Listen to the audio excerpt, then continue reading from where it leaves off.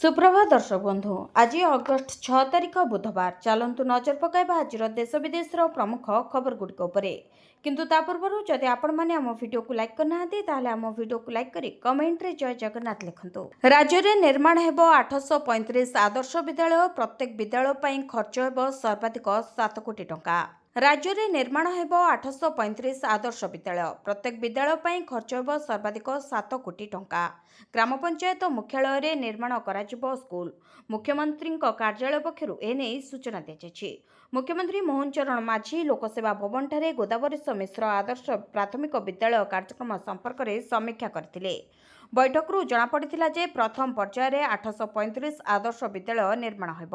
ए विद्यालय गुड़िक राज्यर उच्च विद्यालय पई एक फीडर स्कूल भाव में कार्य करिब। प्रत्येक विद्यालय पई 7 कोटी टंका पर्यंत व्यय अटकल रखाଯାଇଛି।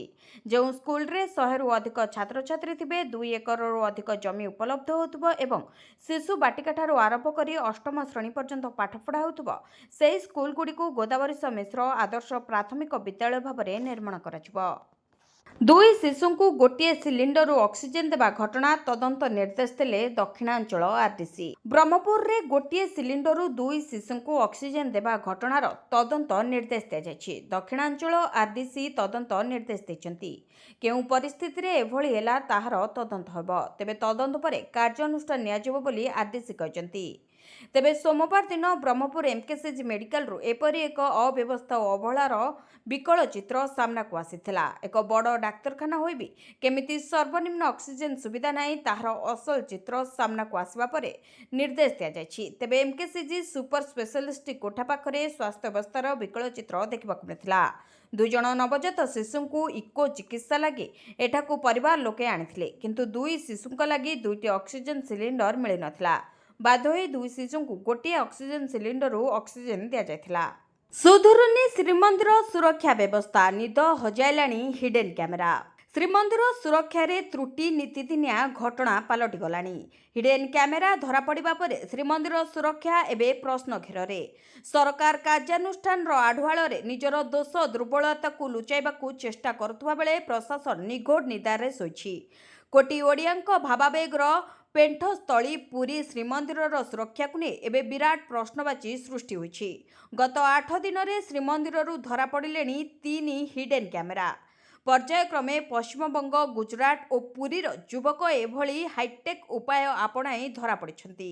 हेले विडंबनार विषय होछि पुलिस कार्यानुष्ठान केवल पचरा उचरा सीमित रही। प्रश्न उठुछि हिडन कैमेरा मंदिर भीतर को जाउछि केमिति? मंदिर सुरक्षा पई थिबा जांच व्यवस्था को हिडन कैमेरा भेद करुछि केमिति?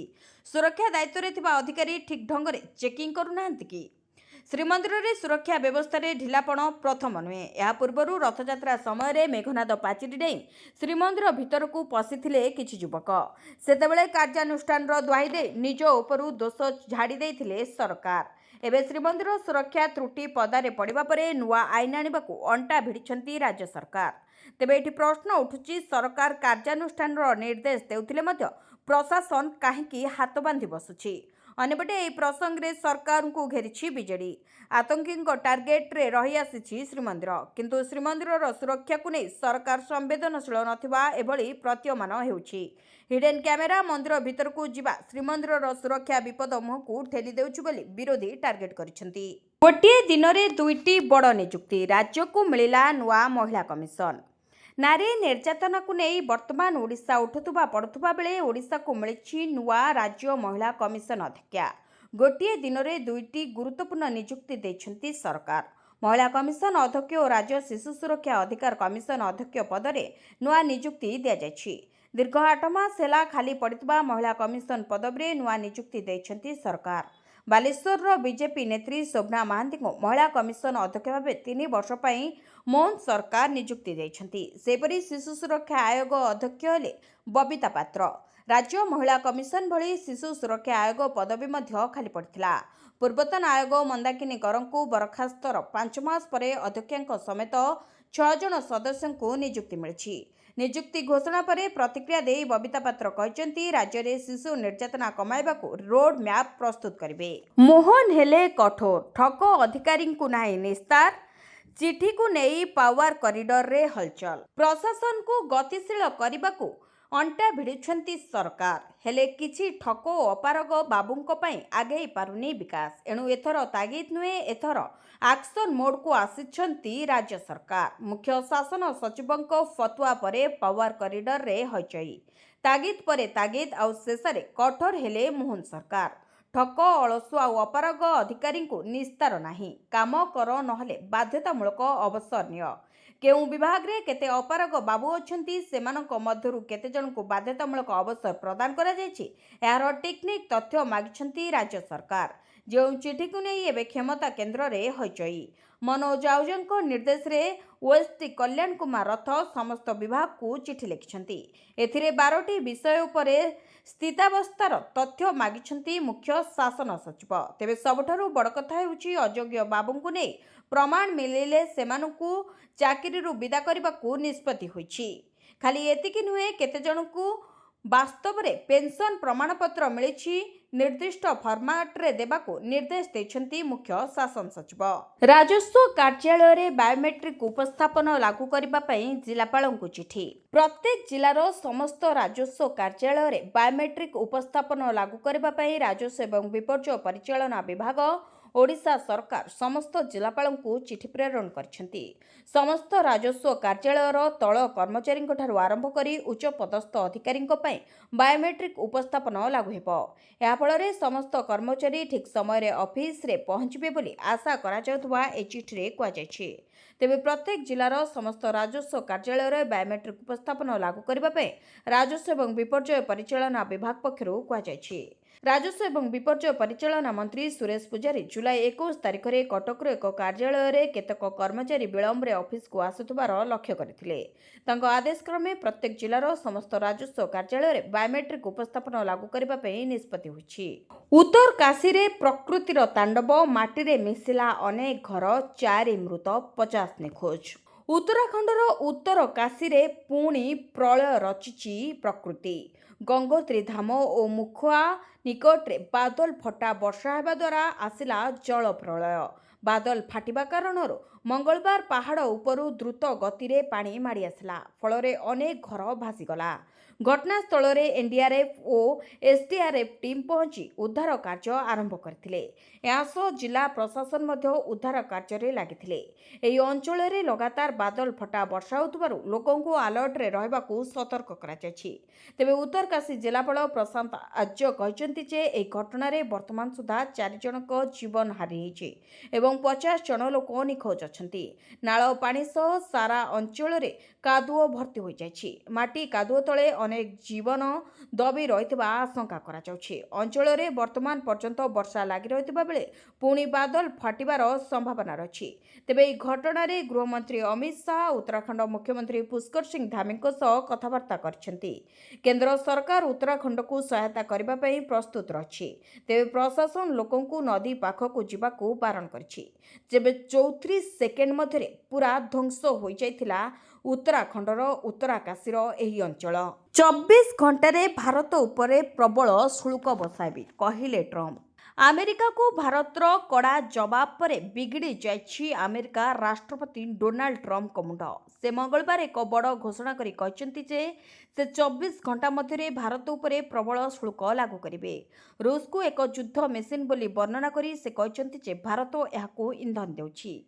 ସିଏନବିସିକୁ ଏକ ସାକ୍ଷାତକାରରେ ଟ୍ରମ୍ପ କହିଛନ୍ତି, ଭାରତ ଏକ ଭଲ ବାଣିଜ୍ୟିକ ଅଂଶୀଦାର ନୁହେଁ, କାରଣ ସେମାନେ ଆମ ସହିତ ବହୁ ବାଣିଜ୍ୟ କରନ୍ତି, କିନ୍ତୁ ଆମେ ସେମାନଙ୍କ ସହିତ ଅଧିକ ବାଣିଜ୍ୟ କରୁନାହୁଁ। ତେଣୁ ଆମେ 25% ଶୁଳ୍କ ଉପରେ ରାଜି ହୋଇଥିଲୁ। କିନ୍ତୁ ମୁଁ ଭାବୁଛି ମୁଁ ଆଗାମୀ 24 ଘଣ୍ଟା ମଧ୍ୟରେ ଏହାକୁ ବହୁତ ବୃଦ୍ଧି କରିବି, କାରଣ ସେମାନେ ରୁଷଠାରୁ ତେଲ କିଣୁଛନ୍ତି। ସିଏନବିସିକୁ ଏକ ସାକ୍ଷାତକାରରେ ଟ୍ରମ୍ପ ଏଭଳି କହିଥିବା ଦେଖିବାକୁ ମିଳିଥିଲା। ତେବେ ଗତକାଲି ଟ୍ରମ୍ପ ଭାରତକୁ ଧମକ ଦେଇଥିଲେ। ଏହାପରେ ଭାରତ ପକ୍ଷରୁ ଏକ ଜବାବ ଦିଆଯାଇଥିଲା। ଉଭୟ ଆମେରିକା ଓ ୟୁରୋପ ରୁଷକୁ ବିଭିନ୍ନ ସାମଗ୍ରୀ ଖରିଦ କରୁଛନ୍ତି, କିନ୍ତୁ ଅକାରଣ ଭାରତକୁ ଟାର୍ଗେଟ କରାଯାଉଛି। ଭାରତ ବୈଦେଶିକ ମନ୍ତ୍ରଣାଳୟ ଏକ ବୟାନ ଜାରି କରି କହିଥିଲା ଯେ ୟୁକ୍ରେନ ଯୁଦ୍ଧ ଆରମ୍ଭ ହେବା ପରେ ତୈଳର ପାରମ୍ପରିକ ଯୋଗାଣ ଗୁଡ଼ିକ ୟୁରୋପ ଆଡ଼କୁ ଚାଲିଯାଇଥିଲା। ଏହା ପରେ ଭାରତ ବାଧ୍ୟ ହୋଇ ରୁଷରୁ ଆମଦାନୀ କରିଥିଲା। ବିଶ୍ୱ ତୈଳ ବଜାରରେ ଭାରସାମ୍ୟ ରକ୍ଷା କରିବାକୁ ଭାରତର ଏହି ପଦକ୍ଷେପକୁ ସେତେବେଳେ ଆମେରିକା ମଧ୍ୟ ସମର୍ଥନ କରୁଥିଲା। ମହାପ୍ରସାଦ ପାଇଁ ଠକାମିରେ ପଡ଼ିବେନି ଭକ୍ତ, ଲାଗିବ ସ୍ୱତନ୍ତ୍ର ରେଟ୍ ଚାର୍ଟ। ଶ୍ରୀମନ୍ଦିର ଆଇନ ପରିବର୍ତ୍ତନ ନେଇ ଆସିଥିବା ଗୁରୁତ୍ୱପୂର୍ଣ୍ଣ ବୈଠକରେ ଆନନ୍ଦ ବଜାରରେ ମହାପ୍ରସାଦ ସେବନ ଓ ବିକ୍ରି ଉପରେ ଆଲୋଚନା ହୋଇଥିବା ସୂଚନା ଦେଲେ ଶ୍ରୀମନ୍ଦିର ମୁଖ୍ୟ ପ୍ରଶାସକ ଅରବିନ୍ଦ ପାଢ଼ୀ। ଆଗାମୀ ଦିନରେ ରେଟ୍ ଚାର୍ଟ ଲାଗିବାର ବ୍ୟବସ୍ଥା କରାଯିବ ବୋଲି କହିଲେ ମୁଖ୍ୟ ପ୍ରଶାସକ। ଖଜା ଗୋଟିଏ ପାର୍ଶ୍ୱରେ, ମହାପ୍ରସାଦ ପାଇଁ ଅଲଗା ପାର୍ଶ୍ୱରେ ବ୍ୟବସ୍ଥା ହେବ। କେବଳ ଓମ୍ଫେଡ୍ ଘିଅ ବ୍ୟବହାର ପାଇଁ ନିର୍ଦ୍ଦେଶ ରହିଛି। ଯଦି କିଛି ବ୍ୟତିକ୍ରମ ହୁଏ ତାହେଲେ କାର୍ଯ୍ୟାନୁଷ୍ଠାନ ପାଇଁ କୁହାଯାଇଥିବା ସେ କହିଛନ୍ତି। ଏସିଆ କପ୍ରେ ଗୋଟେ ଗ୍ରୁପ୍ରେ ଭାରତ ପାକିସ୍ତାନ। ପହଲଗାମ ଆତଙ୍କବାଦୀ ଆକ୍ରମଣରେ ପାକିସ୍ତାନର ସମ୍ପୃକ୍ତି ନେଇ ଆକ୍ରୋଶ ଭିତରେ କ୍ରିକେଟ ମ୍ୟାଚ୍ ବଢ଼ାଇଲା ବିବାଦ। ପହଲଗାମ ଆତଙ୍କବାଦୀ ଆକ୍ରମଣର ସେହି ଲୋମଟାଙ୍କୁରା ଦୃଶ୍ୟ ଏବେ ବି ଭାରତୀୟଙ୍କ ମନରୁ ଲିଭିନି। ଆତଙ୍କୀ ଆକ୍ରମଣ ପଛରେ ପାକିସ୍ତାନର ଭୂମିକା ସ୍ପଷ୍ଟ ହେବା ପ୍ରତିଟି ଭାରତୀୟଙ୍କ ମନରେ ଆକ୍ରୋଶ ସୃଷ୍ଟି କରୁଛି। ଆଉ ଏହାରି ଭିତରେ ପାକିସ୍ତାନ ସହ ଯେଉଁଠି କୌଣସି ସମ୍ପର୍କ ରଖିବାକୁ ଭାରତ ସରକାର ମନା କରିଦେଇଛନ୍ତି, ସେଠାରେ କ୍ରିକେଟ ସମ୍ପର୍କ କେମିତି ସମ୍ଭବ? ଏକଥା ଏଥିପାଇଁ ଉଠୁଛି କାରଣ ନିକଟରେ ଏସିଆ କପ୍ ପାଇଁ ଖେଳସୂଚୀ ଘୋଷଣା ହୋଇଛି। ଗୋଟିଏ ଗ୍ରୁପ୍ରେ ସ୍ଥାନ ପାଇଛନ୍ତି ଭାରତ ଓ ପାକିସ୍ତାନ। ଅର୍ଥାତ୍ ସେପ୍ଟେମ୍ବର 14ରେ ମୁହାଁମୁହିଁ ହେବେ ଦୁଇ ଦେଶ, ଯାହାପରେ ଲୋକଙ୍କ ମନରେ ନାହିଁ ନଥିବା ଅସନ୍ତୋଷ ଦେଖିବାକୁ ମିଳିଛି। ଯଦି କରିନାହାନ୍ତି ଏହି କାମ ତାହେଲେ ଜମା ମିଳିବନି ମାଗଣା ରାସନ। ରାସନ କାର୍ଡ ଧାରକଙ୍କ ପାଇଁ ଏକ ବଡ଼ ଖବର। କେନ୍ଦ୍ର ସରକାର ରାସନ କାର୍ଡ ପାଇଁ ଏକ ନୂଆ ନିୟମ କରିଛନ୍ତି। ଯଦି କୌଣସି କାର୍ଡ ଧାରକ ଏହି ନିୟମ ଭୁଲି ଯାଆନ୍ତି ତେବେ ସେମାନଙ୍କର କାର୍ଡ ବାତିଲ ହୋଇଯିବ। ସରକାର କହିଛନ୍ତି ଯେ ରାସନ କାର୍ଡ ପାଇଁ ଏବେ ଇ-କେୱାଇସି କରିବା ଜରୁରୀ ଅଟେ। ଏହି ଇ-କେୱାଇସି ପ୍ରତି 5 ବର୍ଷରେ କରାଯିବା ଆବଶ୍ୟକ। ଯଦି ଆପଣ ଜଣେ ରାସନ କାର୍ଡଧାରୀ ତାହେଲେ ଏହାକୁ ପୂରଣ କରିନାହାନ୍ତି ତେବେ ତାଙ୍କର ରାସନ କାର୍ଡକୁ ରଦ୍ଦ କରାଯିବ ଏବଂ ସେମାନଙ୍କୁ ମାଗଣା ଖାଦ୍ୟ ରାସନ ମିଳିବ ନାହିଁ। ସରକାର କହିଛନ୍ତି ଯେ ଏହି ନିୟମ ରାସନ ବ୍ୟବସ୍ଥାରେ ଅଧିକ ସ୍ୱଚ୍ଛତା ଆଣିବା ପାଇଁ ଲକ୍ଷ୍ୟ ହେଉଛି ଡୁପ୍ଲିକେଟ୍ କାର୍ଡ ଏବଂ ଠକେଇକୁ ବନ୍ଦ କରିବା, ଯାହାଦ୍ୱାରା ମାଗଣା ରାସନ ସଠିକ୍ ଲୋକଙ୍କ ପାଖରେ ପହଞ୍ଚିପାରିବ। ଏହା ଜାଣିବା ମଧ୍ୟ ଗୁରୁତ୍ୱପୂର୍ଣ୍ଣ ଯେ ମୋଦି ସରକାର ସାଧାରଣ ବଣ୍ଟନ ବ୍ୟବସ୍ଥା ବା ପିଡିଏସ୍ ଅଧୀନରେ ମାଗଣା ଖାଦ୍ୟଶସ୍ୟ ଯୋଜନାକୁ 2029 ପର୍ଯ୍ୟନ୍ତ ବୃଦ୍ଧି କରିଛନ୍ତି। ଦେଶର ପ୍ରାୟ 80 କୋଟି ଲୋକେ ଏହି ଯୋଜନାର ଲାଭ ପାଉଛନ୍ତି। ତେବେ ଗ୍ରାହକ ବ୍ୟାପାର, ଖାଦ୍ୟ ଏବଂ ସାଧାରଣ ବଣ୍ଟନ ମନ୍ତ୍ରଣାଳୟ ଏକ ନୂଆ ବିଜ୍ଞପ୍ତି ଜାରି କରିଛି। ଏଥିରେ କୁହାଯାଇଛି ଯେ ସମସ୍ତ ରାଜ୍ୟ ପ୍ରତି 5 ବର୍ଷରେ ସମସ୍ତ ରାସନ କାର୍ଡ ଧାରକଙ୍କର ଇ-କେୱାଇସି କରିବାକୁ ପଡ଼ିବ। ଏହାର ଲକ୍ଷ୍ୟ ହେଉଛି ଡୁପ୍ଲିକେଟ୍ ରାସନ କାର୍ଡ ବନ୍ଦ କରିବା ଏବଂ ଯୋଗ୍ୟ ନଥିବା ଲୋକଙ୍କୁ ବାହାର କରିବା। ସରକାରଙ୍କ ବଡ଼ ନିଷ୍ପତ୍ତି। ଏହି କର୍ମଚାରୀଙ୍କୁ ମିଳିବ 25 ଲକ୍ଷ ଟଙ୍କା ଗ୍ରାଚ୍ୟୁଟି ଲାଭ। ଯଦି ଆପଣ ନିଜେ ଜଣେ କେନ୍ଦ୍ର ସରକାରୀ କର୍ମଚାରୀ କିମ୍ବା ଆପଣଙ୍କ ପରିବାରରେ ଜଣେ କେନ୍ଦ୍ର ସରକାରୀ କର୍ମଚାରୀ ଅଛନ୍ତି ତେବେ ଏହି ଖବରଟି ଆପଣଙ୍କ ପାଇଁ। ଲକ୍ଷ ଲକ୍ଷ କେନ୍ଦ୍ରୀୟ କର୍ମଚାରୀଙ୍କ ପାଇଁ ସରକାରଙ୍କ ପକ୍ଷରୁ ଏକ ବଡ଼ ଘୋଷଣା କରାଯାଇଛି। କେନ୍ଦ୍ରମନ୍ତ୍ରୀ ଜିତେନ୍ଦ୍ର ସିଂ ଘୋଷଣା କରିଛନ୍ତି ଯେ ୟୁନିଫାଏଡ୍ ପେନ୍ସନ ସ୍କିମ୍ ବା ୟୁପିଏସ୍ ଅଧୀନରେ ଥିବା କର୍ମଚାରୀମାନେ ଏବେ ପୁରୁଣା ପେନ୍ସନ ସ୍କିମ୍ ବା ଓପିଏସ୍ ଅଧୀନରେ ଅବସର ଏବଂ ମୃତ୍ୟୁ ଗ୍ରାଚ୍ୟୁଟି ପାଇବାର ହକଦାର ହେବେ। ଏହି ନିଷ୍ପତ୍ତି ସହିତ କର୍ମଚାରୀଙ୍କ ଦୀର୍ଘଦିନର ଦାବି ପୂରଣ ହୋଇଛି। 25 ଲକ୍ଷ ଟଙ୍କା ପର୍ଯ୍ୟନ୍ତ ଏହି ଗ୍ରାଚ୍ୟୁଟି ଲାଭ ରହିଛି। ତେବେ ମନ୍ତ୍ରୀ ଜିତେନ୍ଦ୍ର ସିଂ କହିଛନ୍ତି ଯେ ସରକାରଙ୍କ ଦ୍ୱାରା କାର୍ଯ୍ୟକାରୀ ହୋଇଥିବା ନୂଆ ବ୍ୟବସ୍ଥା ଏନ୍ପିଏସ୍ ଅଧୀନରେ ଥିବା କର୍ମଚାରୀମାନଙ୍କୁ ସାମାଜିକ ସୁରକ୍ଷା ପ୍ରଦାନ କରିବା ପାଇଁ ସରକାରଙ୍କର ପ୍ରତିବଦ୍ଧତାକୁ ପ୍ରତିଫଳିତ କରେ। ସିଂ ଆହୁରି ମଧ୍ୟ କହିଛନ୍ତି ଯେ ୟୁପିଏସ୍ରେ ଅନ୍ତର୍ଭୁକ୍ତ କେନ୍ଦ୍ରୀୟ କର୍ମଚାରୀମାନେ ଏବେ କେନ୍ଦ୍ରୀୟ ସିଭିଲ୍ ସେବା ବା ଜାତୀୟ ପେନ୍ସନ ବ୍ୟବସ୍ଥା ଅଧୀନରେ ଗ୍ରାଚ୍ୟୁଟି ପ୍ରଦାନ ନିୟମ 2021 ଅନୁଯାୟୀ ଅବସର ଏବଂ ମୃତ୍ୟୁ ଗ୍ରାଚ୍ୟୁଟି ପାଇବାକୁ ହକଦାର ହେବେ। ଏହାପରେ ୟୁପିଏସ୍ରେ ଯୋଗ ଦେଉଥିବା କର୍ମଚାରୀମାନେ 25 ଲକ୍ଷ ଟଙ୍କା ପର୍ଯ୍ୟନ୍ତ ଗ୍ରାଚ୍ୟୁଟି ଲାଭ ପାଇପାରିବେ। ଏହି ଦୁଇଟି ସର୍ତ୍ତରେ କର୍ମଚାରୀମାନେ ଲାଭ ପାଇପାରିବେ। ତେବେ ପେନ୍ସନ ଏବଂ ପେନ୍ସନଭୋଗୀ ବିଭାଗଙ୍କ ଦ୍ୱାରା ଜାରି କରାଯାଇଥିବା ଆଦେଶରେ କୁହାଯାଇଛି ଯେ ୟୁପିଏସ୍ ଅଧୀନରେ କର୍ମଚାରୀମାନେ ଚାକିରି ସମୟରେ ମୃତ୍ୟୁ କିମ୍ବା ଅକ୍ଷମତା କାରଣରୁ ଚାକିରି ଛାଡ଼ିଲେ ଓପିଏସ୍ ସୁବିଧା ପାଇବାର ବିକଳ୍ପ ପାଇପାରିବେ। ପୋଷ୍ଟ ଅଫିସର ଶାନଦାର ପ୍ଲାନ୍। ପ୍ରତି ମାସରେ ମିଳିବ 20,000 ଟଙ୍କା। ଯଦି ଆପଣ କିମ୍ବା ଆପଣଙ୍କ ପିତାମାତା ସେମାନଙ୍କ ଅବସର ପାଇଁ ନିବେଶ କରିବାକୁ ଚାହୁଁଛନ୍ତି ତେବେ ଏହା ମଧ୍ୟ ଚାହାନ୍ତି ଯେ ନିବେଶ ସମ୍ପୂର୍ଣ୍ଣ ସୁରକ୍ଷିତ ହେଉ ଏବଂ ରିଟର୍ଣ୍ଣ ମଧ୍ୟ ଭଲ ହେଉ ତେବେ post office senior citizens savings plan ଆପଣଙ୍କ ପାଇଁ ଉପଯୋଗୀ ସାବ୍ୟସ୍ତ ହୋଇପାରେ। ଚାକିରିରୁ ଅବସର ନେବା ପରେ ଯଦି ନିୟମିତ ଆୟର କୌଣସି ଉତ୍ସ ନାହିଁ, ତେବେ ଏପରି ଏକ ଯୋଜନା ଖୋଜାଯାଏ ଯାହା ପ୍ରତି ମାସରେ ଏକ ସ୍ଥିର ଆୟ ଦେଇପାରିବ। ପୋଷ୍ଟ ଅଫିସ୍ ବରିଷ୍ଠ ନାଗରିକ ସଞ୍ଚୟ ଯୋଜନା ଏହି ଆବଶ୍ୟକତାକୁ ପୂରଣ କରେ। ଏହି ଯୋଜନାରେ ନିବେଶ କରି ଆପଣ ପ୍ରତି ମାସରେ 20,000 ଟଙ୍କା ପର୍ଯ୍ୟନ୍ତ ନିୟମିତ ଆୟ କରିପାରିବେ। ଏହି ସରକାରୀ ଯୋଜନାଟି ବରିଷ୍ଠ ନାଗରିକଙ୍କ ପାଇଁ ସ୍ୱତନ୍ତ୍ର ଭାବେ ପ୍ରସ୍ତୁତ କରାଯାଇଛି। 60 ବର୍ଷ କିମ୍ବା ତାଠାରୁ ଅଧିକ ବୟସର ଲୋକମାନେ ଏହି ଯୋଜନାରେ ଏକ ଆକାଉଣ୍ଟ ଖୋଲିପାରିବେ। ଯଦି ସରକାରୀ କର୍ମଚାରୀମାନେ 55ରୁ 60 ବର୍ଷ ବୟସରେ ଭିଆର୍ଏସ୍ ନିଅନ୍ତି, ତେବେ ସେମାନେ ମଧ୍ୟ ଏହି ଯୋଜନାର ଲାଭ ଉଠାଇପାରିବେ। ସେହି ସମୟରେ ପ୍ରତିରକ୍ଷା କ୍ଷେତ୍ରରୁ ଅବସର ନେଇଥିବା ବ୍ୟକ୍ତିମାନେ ବା ସେନା, ବାୟୁସେନା, ନୌସେନା 50 ବର୍ଷ ବୟସରୁ ଏହି ଯୋଜନାରେ ଯୋଗଦାନ କରିପାରିବେ। ତେବେ ଡାକଘର ଏସ୍ଏସ୍ସିଏସ୍ଏସ୍ ବର୍ତ୍ତମାନ 8.2% ବାର୍ଷିକ ସୁଧ ଦେଉଛି, ଯାହା ଅଧିକାଂଶ ବ୍ୟାଙ୍କର ସ୍ଥିର ଜମା ଯୋଜନା ଅପେକ୍ଷା ବହୁତ ଭଲ। ସରକାରଙ୍କ ଦ୍ୱାରା ନିବେଶର ସୁରକ୍ଷାର ସମ୍ପୂର୍ଣ୍ଣ ଗ୍ୟାରେଣ୍ଟି ଅଛି, ତେଣୁ ଏହି ଯୋଜନା ସମ୍ପୂର୍ଣ୍ଣ ନିର୍ଭରଯୋଗ୍ୟ। ଏହି ଯୋଜନାରେ କରାଯାଉଥିବା ନିବେଶ ଉପରେ ଆପଣଙ୍କୁ ଆୟକର ଧାରା 80C ଅନୁଯାୟୀ 1.5 ଲକ୍ଷ ଟଙ୍କା ପର୍ଯ୍ୟନ୍ତ ରିହାତି ମିଳିବ। ଯଦି ଜଣେ ନିବେଶ ଏହି ଯୋଜନାରେ ଏକକାଳୀନ 30 ଲକ୍ଷ ଟଙ୍କା ନିବେଶ କରନ୍ତି, ତେବେ 8.2 ସୁଧ ହାରରେ ତାଙ୍କୁ ବାର୍ଷିକ 2.46 ଲକ୍ଷ ସୁଧ ମିଳିବ। ଏହାର ଅର୍ଥ ହେଉଛି ପ୍ରତି ମାସରେ ପ୍ରାୟ 20,500 ଆୟ କେବଳ ସୁଧ ଆକାରରେ ହେବ, ଅର୍ଥାତ୍ ଅବସର ପରେ ମଧ୍ୟ ଆପଣ ସହଜରେ ଆପଣଙ୍କର ଆବଶ୍ୟକତା ପୂରଣ କରିପାରିବେ। ଜନ୍ମଦିନରେ ଓଡ଼ିଶା ଆସିପାରନ୍ତି ମୋଦି। 17 ତାରିଖରେ ଓଡ଼ିଶା ଆସିପାରନ୍ତି ପ୍ରଧାନମନ୍ତ୍ରୀ। ଆସନ୍ତା 17 ତାରିଖରେ ଓଡ଼ିଶା ଆସିବାକୁ ନରେନ୍ଦ୍ର ମୋଦିଙ୍କୁ କରାଯିବ ନିମନ୍ତ୍ରଣ। ଦିଲ୍ଲୀ ଗସ୍ତରେ ଯାଇ ପ୍ରଧାନମନ୍ତ୍ରୀ ନରେନ୍ଦ୍ର ମୋଦିଙ୍କୁ ଭେଟିବେ ଓଡ଼ିଶାର ମୁଖ୍ୟମନ୍ତ୍ରୀ ମୋହନ ଚରଣ ମାଝୀ। ମୋଦିଙ୍କୁ ଜନ୍ମଦିନ ଅବସରରେ ଓଡ଼ିଶା ଆସିବାକୁ କରିବେ ନିମନ୍ତ୍ରଣ। ତେବେ ପ୍ରଧାନମନ୍ତ୍ରୀଙ୍କ ଜନ୍ମଦିନ ଅବସରରେ 75 ଲକ୍ଷ ବୃକ୍ଷରୋପଣ କରାଯିବ ବୋଲି ସୂଚନା ରହିଛି। ଆୟୁଷ୍ମାନ ଯୋଜନାରେ ହନ୍ତସନ୍ତ ରୋଗୀ, ଘରୋଇ ହସ୍ପିଟାଲ ସହୁଛନ୍ତି କ୍ଷତି। ଦେଶର ସର୍ବବୃହତ ସ୍ୱାସ୍ଥ୍ୟ ଯୋଜନା ଆୟୁଷ୍ମାନ ଭାରତ। ପ୍ରଧାନମନ୍ତ୍ରୀ ଜନ ଆରୋଗ୍ୟ ଯୋଜନା ପ୍ରତ୍ୟେକ ଅଭାବୀ ବ୍ୟକ୍ତିଙ୍କୁ ମାଗଣା ଚିକିତ୍ସା ଯୋଗାଇବା ପାଇଁ ଲକ୍ଷ୍ୟ ରଖିଛି। କିନ୍ତୁ ସମ୍ପ୍ରତି ଯେଉଁ ସଂଖ୍ୟା ସାମ୍ନାକୁ ଆସୁଛି, ତାହା ଯୋଜନାର ବିଶ୍ୱସନୀୟତା ଏବଂ ଭବିଷ୍ୟତ ଉପରେ ପ୍ରଶ୍ନବାଚୀ ଛିଡ଼ା କରିଛି। ତେବେ ପ୍ରତିବର୍ଷ ବହୁ ସଂଖ୍ୟକ ହସ୍ପିଟାଲ ଏହି ଯୋଜନାରେ ସାମିଲ ହେଉଥିଲେ, କିନ୍ତୁ ବର୍ତ୍ତମାନ ଏଥିରେ ଘରୋଇ ହସ୍ପିଟାଲଗୁଡ଼ିକର ଆଗ୍ରହ ହ୍ରାସ ପାଇଛି। 2024-25ରେ କେବଳ 2,113 ହସ୍ପିଟାଲ ଆୟୁଷ୍ମାନ ଭାରତ ଯୋଜନା ସହିତ ଜଡ଼ିତ ଥିବାବେଳେ ଏହି ସଂଖ୍ୟା 2023-24ରେ 4,271 ଏବଂ 2022-23ରେ 3,124 ଥିଲା। ଏଥର ଯୋଜନାରେ ଯୋଗଦାନ କରୁଥିବା ହସ୍ପିଟାଲ ସଂଖ୍ୟାରେ ବହୁ ହ୍ରାସ ଘଟିଛି। ଏହି ସୂଚନା ସ୍ୱାସ୍ଥ୍ୟ ମନ୍ତ୍ରୀ ପ୍ରତାପ ରାଓ ଯାଦବ ଦେଇଛନ୍ତି। ତେବେ ସୂଚନା ଅନୁଯାୟୀ ବର୍ତ୍ତମାନ ସୁଦ୍ଧା ସାରା ଦେଶରେ ମୋଟ 31,466ଟି ହସ୍ପିଟାଲ ଏହି ଯୋଜନାରେ ସାମିଲ ହୋଇଛନ୍ତି, ଯେଉଁଥିରୁ 14,194ଟି ଘରୋଇ ହସ୍ପିଟାଲ। ଏହାର ଅର୍ଥ ହେଉଛି ଯୋଜନାର ପରିସର ବୃଦ୍ଧି ପାଇଛି, କିନ୍ତୁ ନୂତନ ଅଂଶଗ୍ରହଣ ହ୍ରାସ ପାଇଛି। ଏହିସବୁ ଜିଲ୍ଲା ପାଇଁ ନୂଆ ସଭାପତି ଘୋଷଣା କଲା ବିଜେଡି। ଏମାନଙ୍କୁ ମିଳିଲା ଗୁରୁ ଦାୟିତ୍ୱ। ବିଜୁ ଜନତା ଦଳ ଓଡ଼ିଶାର 4ଟି ଜିଲ୍ଲା ଗଞ୍ଜାମ, କଟକ, କେନ୍ଦ୍ରାପଡ଼ା ଓ କଳାହାଣ୍ଡି ପାଇଁ ନୂଆ ଜିଲ୍ଲା ସଭାପତିଙ୍କ ନାଁ ଘୋଷଣା କରିଛି। ଏହି ନିଯୁକ୍ତି ଦଳର ସଂଗଠନକୁ ଆହୁରି ସୁଦୃଢ଼ କରିବା ଓ 2024 ନିର୍ବାଚନରେ ପରାଜୟ ପରେ ଦଳକୁ ପୁନର୍ଗଠନ କରିବା ଲକ୍ଷ୍ୟରେ କରାଯାଇଥିବା ଜଣାପଡ଼ିଛି। ବିଜେଡି ସୁପ୍ରିମୋ ନବୀନ ପଟ୍ଟନାୟକଙ୍କ ନିର୍ଦ୍ଦେଶକ୍ରମେ ଗଞ୍ଜାମ ଜିଲ୍ଲା ବିଜେଡି ସଭାପତି ଭାବେ ବିକ୍ରମ ପଣ୍ଡା, କଟକ ଜିଲ୍ଲା ପାଇଁ ପ୍ରଫୁଲ୍ଲ ସିଂ, କେନ୍ଦ୍ରାପଡ଼ା ଜିଲ୍ଲା ପାଇଁ ଶିବପ୍ରସାଦ ଭୋଳ ଏବଂ କଳାହାଣ୍ଡି ଜିଲ୍ଲା ପାଇଁ ପ୍ରଦୀପ ଦିଶାରୀଙ୍କୁ ସଭାପତି ଭାବେ ନିଯୁକ୍ତି ଦିଆଯାଇଛି।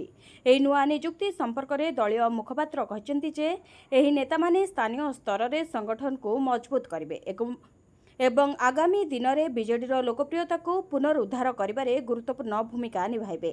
2024 ନିର୍ବାଚନରେ ବିଜେଡିର ଅପ୍ରତ୍ୟାଶିତ ପରାଜୟ ପରେ ଦଳ ଆଭ୍ୟନ୍ତରୀଣ ସଂସ୍କାର ଓ ନୂଆ ନେତୃତ୍ୱ ଗଠନ ଉପରେ ଗୁରୁତ୍ୱ ଦେଉଛି। ଚଳିତ ମାସରେ ଚାଷୀଙ୍କ ଖାତାକୁ ଆସିପାରେ ଟଙ୍କା। ପିଏମ୍ କିଷାନ ପରେ ସିଏମ୍ କିଷାନକୁ ଏବେ ଚାହିଁ ବସିଛନ୍ତି ଚାଷୀ। ତେବେ ପିଏମ୍ କିଷାନର 20ତମ କିସ୍ତିରେ ସରକାର ଚାଷୀଙ୍କ ଖାତାକୁ 2,000 ଟଙ୍କା ପଠାଇଥିବା ବେଳେ ଏବେ ସିଏମ୍ କିଷାନ ଟଙ୍କାକୁ ଚାଷୀମାନଙ୍କର ଅପେକ୍ଷା ରହିଛି। ଏହି ଟଙ୍କା ଚଳିତ ମାସ 27 ତାରିଖରେ ଆସିବ ବୋଲି ଚର୍ଚ୍ଚା ହେଉଛି, କାରଣ ପ୍ରତିବର୍ଷ ନୂଆଖାଇରେ ଚାଷୀଙ୍କ ଖାତାକୁ ସରକାର ଟଙ୍କା ପଠାଇଥାନ୍ତି। ତେବେ ଚଳିତ ବର୍ଷ ନୂଆଖାଇ ଅଗଷ୍ଟ 27 ତାରିଖରେ ପଡ଼ୁଥିବାରୁ ଏହି ଦିନ सीएम किसान टंका आसिबो बोली आशा करा जाउछि किंतु एने वर्तमान पर्यंत सरकारक पक्षरु कोनोसी विज्ञप्ति प्रकाश पाइनी। आउ 2 दिन परे खाता को आसिबो 15,000 टंका उत्साहित अछंती हिताधिकारी। सुभद्रा योजनार तृतीय पर्याय टंका आउ 2 दिन परे अर्थात अगस्त 9 तारिख रे महिलांक खाता को आसिबो। एने उत्साहित अछंती लक्ष लक्ष हिताधिकारी। तेबे एही सुभद्रा टंका राखी पूर्णिमा रे दियाजिबो बोली पूर्वरु घोषणा करथिले उपमुख्यमंत्री प्रभाती परिडा। तेबे एही टंका योग्य हिताधिकारी को दियाजिबो एवं पर्याय क्रमे एही टंका योग्य हिताधिकारी खाता को आसिबो बोली जणा पड़िछि। भिडियोटी को शेष जाए देखिथिबारु आपनको धन्यवाद। जदि आपण माने एपर्यंत आम वीडियो को लाइक करना हंती ताले आम वीडियो को लाइक करी कमेंट रे जय जगन्नाथ लिखंतु एवं आम चैनल को सब्सक्राइब करी पाखरे थिबा बेल आइकन को प्रेस करंतु।